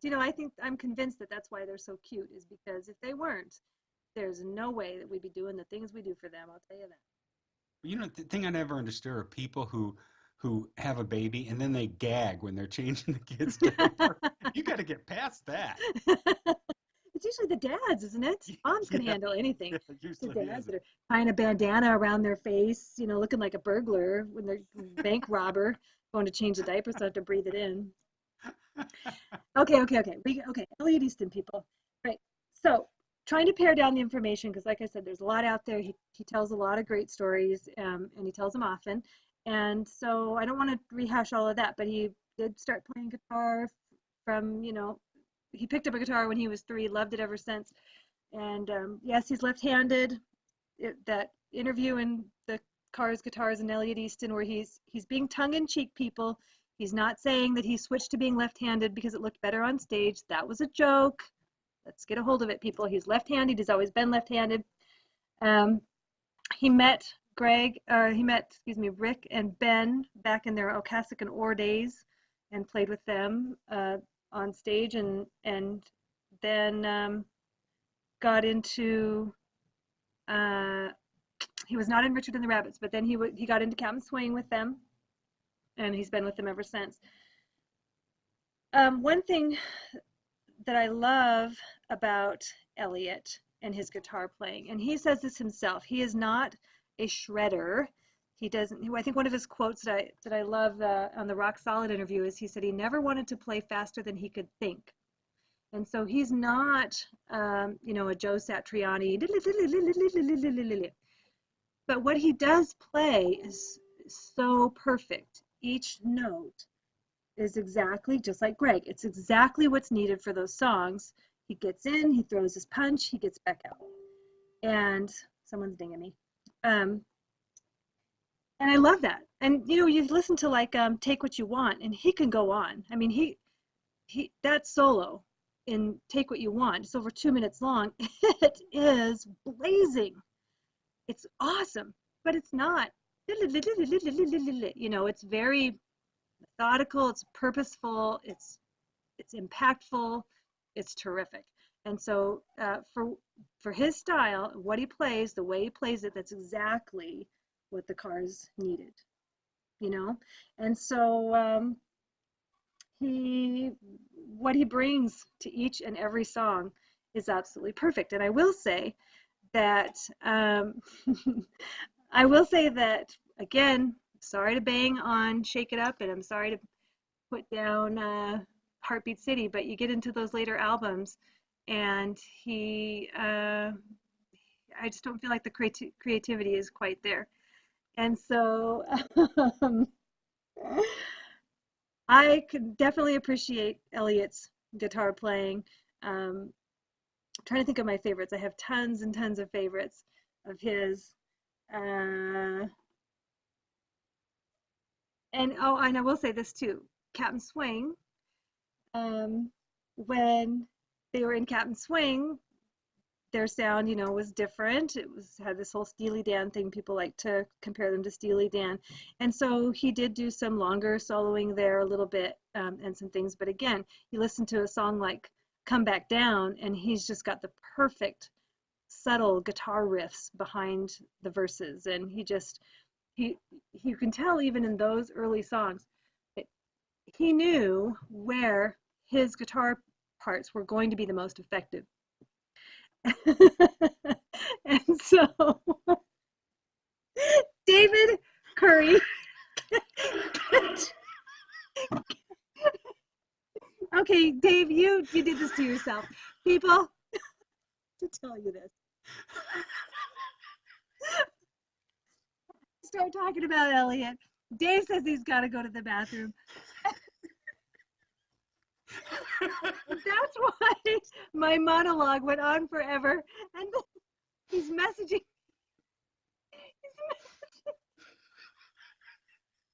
Completely juvenile comments.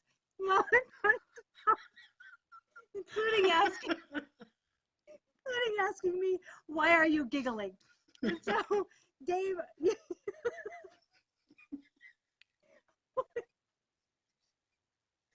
all right, Mr. Curry. I have no idea what you're talking about. Now you are in trouble. You give me that ruler. Oh my gosh. Okay, did you hear anything I said about Elliot? I was typing. What are you talking about? No, I did. I was. I'm in agreement. As a matter of fact, I was going to interrupt to tell you that when they talk about underrated, Yes. Elliot is definitely underrated as a Yes. guitarist. And talking Rock Hall, Mhm. not only should the Cars be in there, Elliot's solos should be in there. I mean, Yes. I've said it before. Like the solo for Touch and Go should be in the frickin' Rock Hall. Yeah. I mean, it's classic. Oh yeah. Yeah, he's amazing. And you think about all of his influence alone. Again, all 5 of the guys, irreplaceable, indispensable, no doubt about it. But you got to look at each one individually too. And he definitely, I'm not even going to look at that message, Dave. Did you just give me again? I'm not even going to look at it. He Please played. look at it, Donna. Oh my gosh, Dave. He Curry. He loaf of bread. Elliot he had played on tons of albums for different people. He's done cameo appearances. He's done charity shows. He's done all sorts of, like I said, rock and roll fantasy camp. He put out instructional videos. Go ahead. A notable one, Yeah. where my fandoms crossed, is that, and I didn't know this right away, but Foo Fighters, another favorite band of mine, Right. the drummer of Foo Fighters, Okay. and of course it's late and I can't remember his name, Taylor Hawkins, there we go. And Okay. Taylor Hawkins and the Coattail Riders, when he put that album out, it's their first album, Elliot played on that album. Nice. Yeah, and I know it's on YouTube, Elliot playing, joining, not Foo Fighters, but joining Chevy Metal, which is another band that Taylor Hawkins was in, to play on stage, and they played Good Times Roll, I believe. Nice. Well, in my fandom crossed when he got on stage with Rick Springfield, who I love. Mm. So yes, Yeah. he did it, and that was a charity show raising money for Rick Springfield's guitar tech who had cancer, and he put on a big show, and Elliot got up there for a couple of songs, and that was great. So Yeah, he's, go did ahead. I tell you that we have the county fair Yes, around here, and they yes, usually don't have big acts and so forth, but Hall and Oates yes, played, and he played with Hall and Oates yes, when he they came did. to the county fair. He certainly did. He was in Creedence Clearwater Revisited. He did that. Yes. And yes, Hall Notes. He played with Peter Wolf on Saturday Night Live. In fact, I have that clip. Oh, awesome. Not the audio, but I have the Saturday Night Live episode where he played guitar with Peter Wolf on stage as a musical guest, and I could probably post that this week. My wonderful son Nicholas got that episode for me. But yeah, I mean, his little guitar fingers have been in pies all over the place. Is that politically incorrect? What is he, Tom Thumb? Hey, he's a little fella. Big fella? Big man? He's stuck in his, how does that go? Nice. No, Little Jack Horner. That's what I Yeah, meant. Not yeah. Tom Thumb. Tom Little Jack Thumb. Horner stuck in his thumb, pulled out a plum. And there he was. I don't There he remember was. this. I don't know. Well, yeah. Anyway, so yes, Elliot definitely deserves some recognition from his peers for that. And of course Slash, one of the early things I posted on my blog, my Elliot Easton blog, which has been woefully neglected. Sorry, people. But Slash credits him as one of his early influences. Hearing the Cars, he was blown away, and just loved Elliot's playing. And I'm sure there are tons of guitar players who feel the same, who just learned from Elliot. So yeah, he's definitely a huge, huge talent. And good vocalist too. yes, okay, so I want to talk about his vocals. I was going to say, let's see what I was going to say.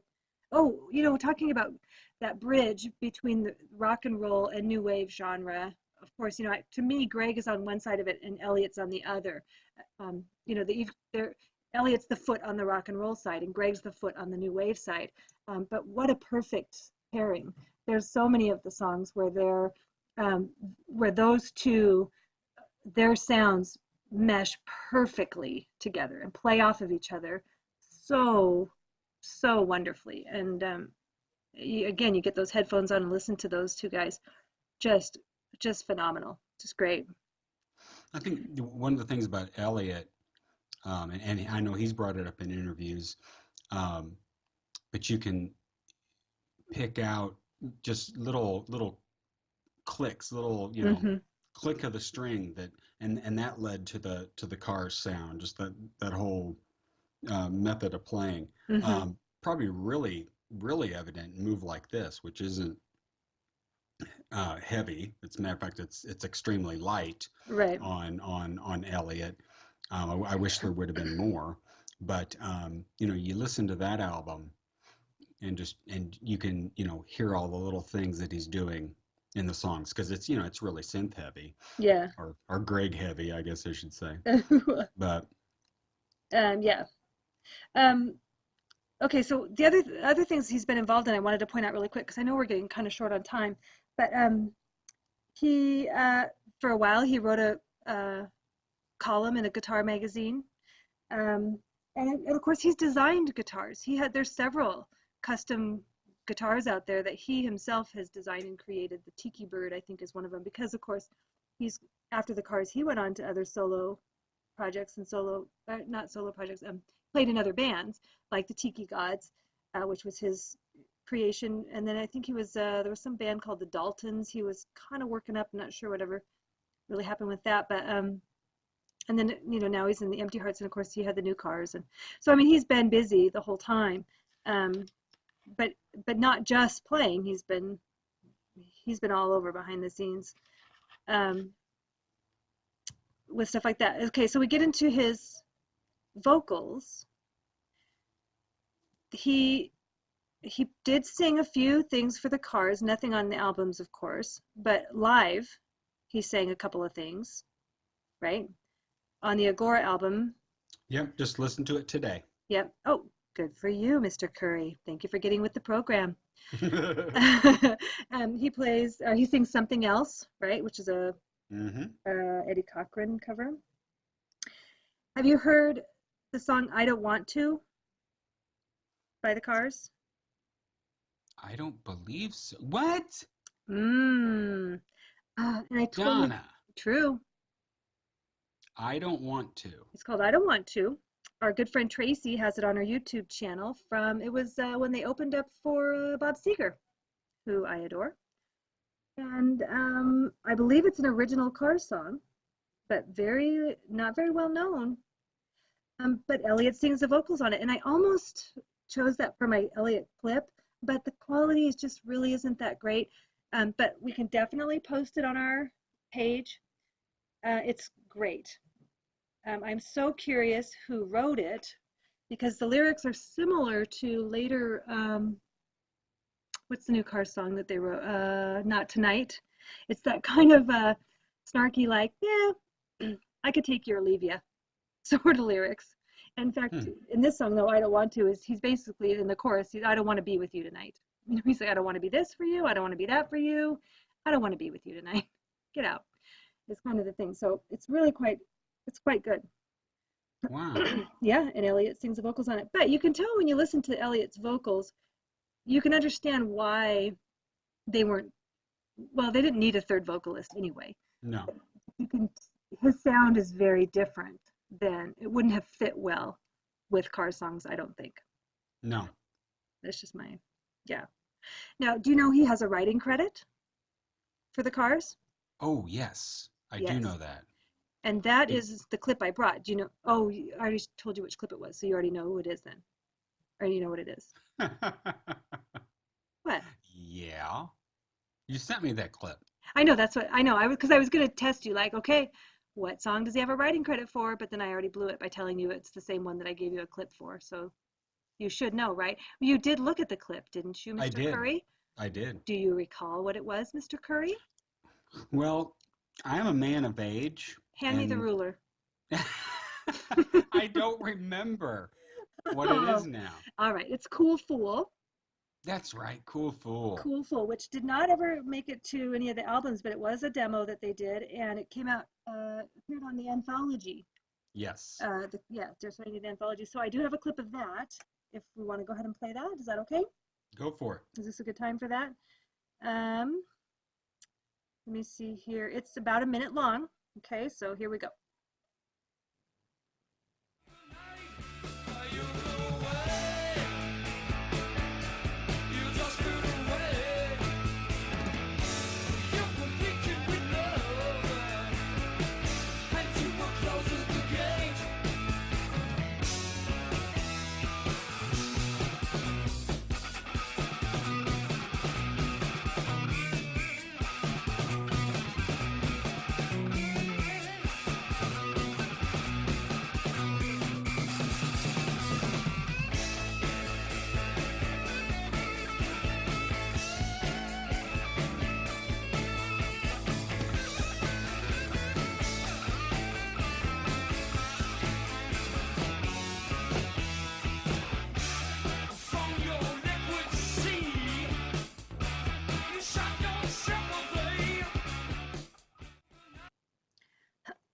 Wow, just absolutely love that one. And that is a huge rockin' tune. I mean, that's not like half new wave and half rock. That is rock.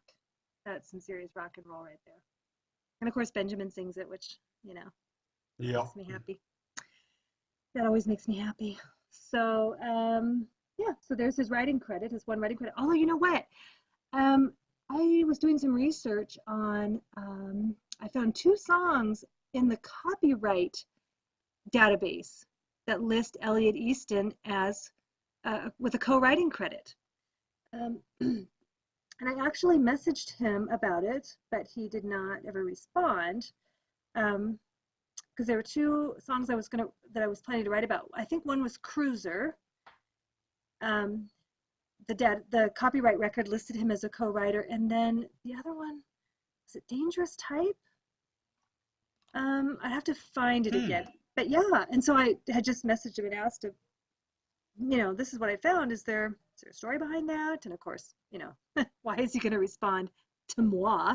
Well, So, according to that guy on Facebook, everybody's a writer gets a writing credit for car songs because they played on them. oh, would you please be educated, people? Yeah, it was Cruiser and Don't You Stop. I just found my message to him. Cruiser and Don't You Stop. And oh, no. Yes, Cruiser and Don't You Stop. And the other thing I'd asked him was, in an interview, he said, in the Rock Solid interview, he said that he was the one that played bass on the recording of Cruiser. He played the bass on it. Huh. But he doesn't say why or where Ben was or what happened with that. So that was my other question to him was, how did he come to play bass on that track? And then also, if he had a writing credit or why he doesn't have a writing credit for Cruiser or Don't You Stop. So next time he's on Twitter saying, I have 15 minutes, fire me a question. Oh, I'm ready. I'm ready, EE. So if you're listening, get your answers ready because I always catch those like 5 minutes after he's done. I know, me too. One time I was on there while he was on there and I just sat there like biting my nails going, I don't know what to ask him. And then it was too late. I was just like, dang it. Anyway. Actually, he did answer one of my questions. Did he? Once on there. I asked. Did you ask him if he likes big salad? I did not. I asked him with the Empty Hearts if he had considered playing anything from his solo LP, and he just basically said that they've got a couple car songs they do, and songs from the Romantics, and then their stuff, and there just isn't enough time. Well, there's nothing but time. But. Yeah. So I think that's about all I got. Because his solo album is great. Change No Change. Yes, oh, I love that album. That is a great album. But I don't want to get too deep into it because I want us to still do a show just on their solo stuff. Yep. Sounds good to me. Yeah. Okay. So anything else for you on Elliot? Nope. Are we ready for the Midnight Scroll? I think we got, because it's like we got 10 minutes until we're at 2 hours. Okay, so we don't have our Midnight Scroll music anymore, but that's okay. Remember, you're going to hum it. Because I'm not humming it again. Just send me a letter on the Midnight Scroll. Okay. Blah, blah. Do you want to go first or want me to go first? Well, how many do you have? 27. No, you come on. You have 2, right? At least 2. I have 1. What? I have 1. You have 1. You what? I have 1. You have 1. Well, I have 1, but you should have 2. Carly sent you 1. Okay. Right? Yeah. And then don't you have? Well, then let me go check. Because after the last episode, after we posted the last episode on Twitter, one of our Twitter friends said that they just emailed you. And it wasn't Carly. Oh, no, yeah, I do. Okay, good. Okay, good. So since you have 2 and I have 1, you do 1, then I'll do 1, then you do 1. Okay. Okay. Well, I'll start with Carly's. Okay. Hey, Carly. It says, hi, Carly. Dave and Donna. Hi. It's Carly, your biggest fan. Aw. Did you see that picture she posted? Yes. I'm a big fan, yeah. My question for the Midnight Scroll is, did David Robinson ever contribute vocals on any of the Cars recordings? Oh. I know he's listed. Is he? As vocals. Oh, yeah. Yeah. Even on the debut, he's listed as backing vocals. Huh. Check. I Drums, percussion, syn drums, and backing vocals.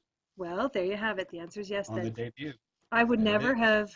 Yeah, I would have said no. I think the only one he isn't listed as contributing backing vocals is Door to Door and Move Like This. Huh. I'm pretty firm on that. Wow. Well, there you go.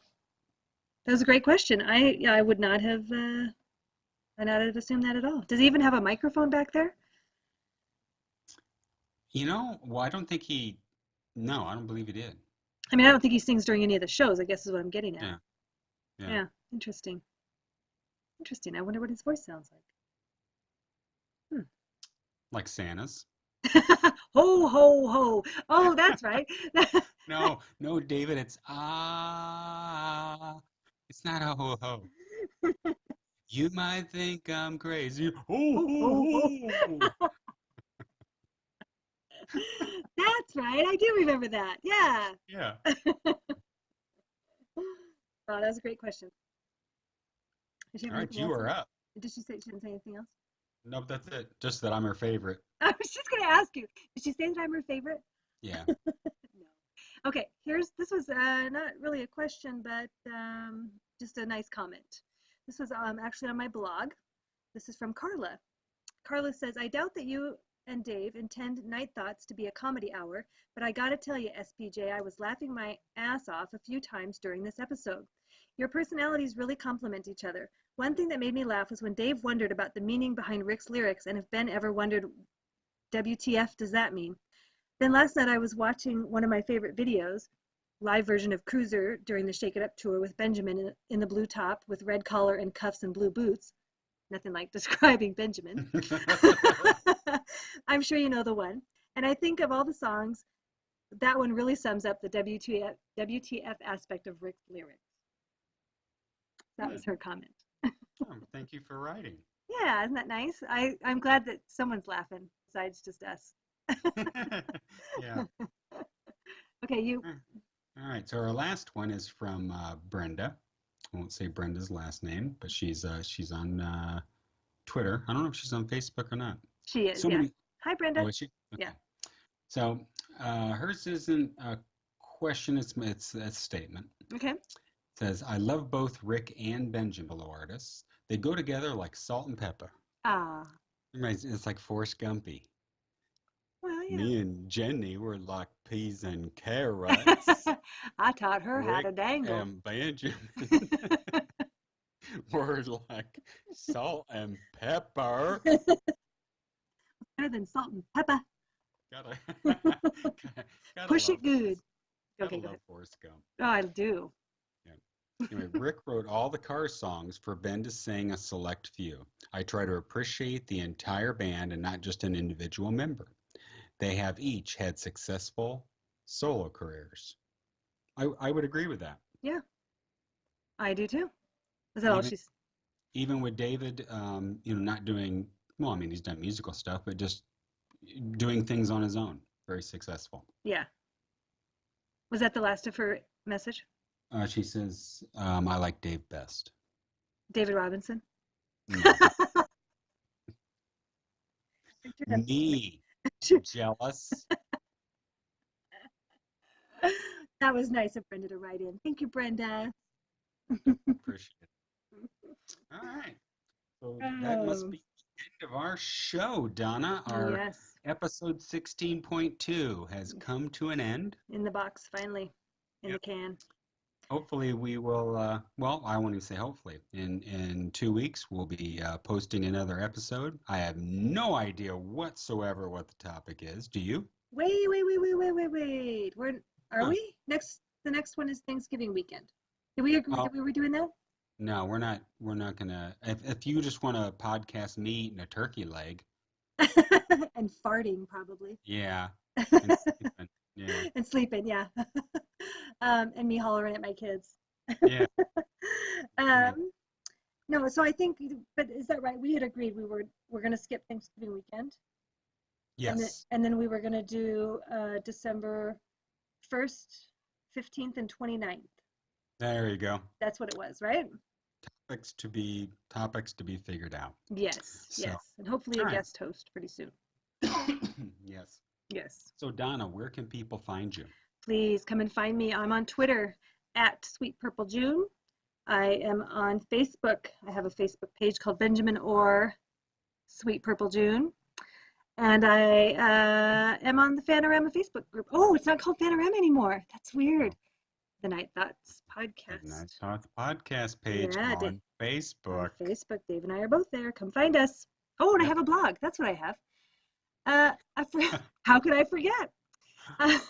I have a blog. It's www.sweetpurplegune@wordpress.com. All about Benjamin and the Cars. All right. And of course, folks, you can find me on Twitter at NiGHT_spots. And wherein today I had an angry classic rocker all bent out of shape at me. Holy shit, that guy was vile. He really was. It's like he went from 0 to 60 in nothing flat. Exactly. Holy crap, dude. I literally, I was floored. I could not believe his reply to you. And the thing is, he was being whiny and like, you know, if you're going to run a poll, you have to be objective. You have to just run the poll. You don't make all sorts of comments about how, you know, I don't think they know the meaning of underrated. Yeah, we're not idiots. Not all of us. I know.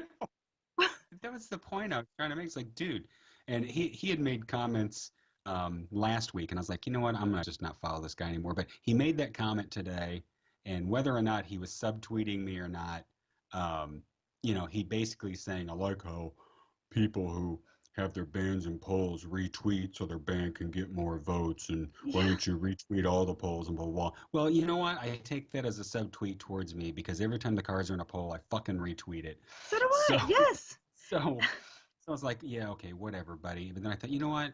I got to call him out. I'm just going to call him out. So I unfollowed him, and then I called him out, and I tagged him because, you know what? If I'm going to call somebody out, I'm going to call him out. I'm not going to subtweet him. Well, that's the point, yeah. Yeah, and so then he's just like, man. Oh, my gosh. Well, and I had responded to that tweet he did about, you know, a fan base, blah, blah, blah. I said, I do that. It's nothing personal. I just don't care about every poll topic. You know, like, I don't care who had the best sax solo. I don't care. So, you know, like, and then he's like, no, you just care about the Cars. And so I posted this little like nodding head gif, like, yeah, I do. Is there a problem? You're running a poll. Yeah. You know, like, so then, yes. Did you see his comments after that? When I said that I entirely agreed with you and you were like, don't agree with me, I'll huck a loogie at you. Yeah. Did you see his comment to me after that? He's probably blocked me at this point. Well, so he said he went on this big long thing about ignorant people and their sore loser. And then I responded back. I'll have to show it to you. Yeah. Because I was like, no. I mean, and in all honesty, when it came up that last poll, it was Thin Lizzy against the Cars. Yeah. I didn't vote. I don't think I did either. Do you know why? Because Thin Lizzy is more underrated than the Cars. I'm sorry, but they are. Well, out of those two, Thin Lizzy is more underrated than the Cars. Well, so you should have voted that way. Well, I just didn't vote, but I retweeted it so people could vote. Yeah. And you told him that in your thing too. You said I. Yeah. Well, because you guys had a little bit of back and forth, and you had said, "I'm not a sore loser. I think Thin Lizzy is more underrated than the Cars." You know, but he's like, he totally missed the point. This doesn't have to do with my band winning or not winning the poll. And then all of a sudden he goes gay porno on Oh my gosh, it was, especially me. I mean, I was just like, what? My cheeks were flaming. I was covering my screen in case my kids were there. It's like, what are you talking about? So listeners, if you our faithful listeners, if you want to see what the Psycho Classic Rockers guy tweeted at me, you can go to @NiGHT_spots on Twitter. I've posted it, so you can see it. It's so unbelievable, just so unbelievable. Oh my gosh. So anyway, all right. There we go, Donna. 16.2 in the can. In the can, and we're actually a little over 2 hours, so I'm going to play our outro, and we're going to say good night. All right. All good right. night, everybody. Thanks, everybody. That's not my outro. Although Cool Fool is a good choice for an outro. Let's go with this instead. Damn it, Donna, I can't trust you with anything.